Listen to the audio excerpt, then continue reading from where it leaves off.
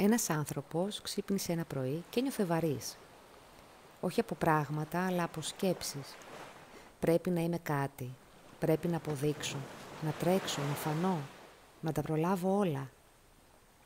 Έφυγε μόνος του χωρίς προορισμό και κάπου ανάμεσα σε βουνά και δρόμους βρέθηκε μπροστά στη θάλασσα. Έβγαλε τα παπούτσια του, τα ρούχα του, τα πρέπει του και μπήκε μέσα.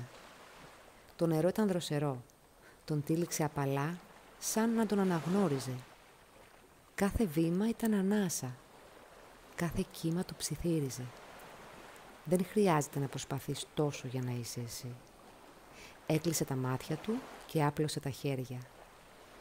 Δεν ένιωθε χαμένος, ένιωθε ελεύθερος.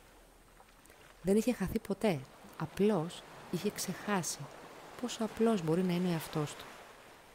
Μερικές φορές δεν χρειάζεται να αλλάξεις, αρκεί να ξεπλύνεις ό,τι δεν είσαι.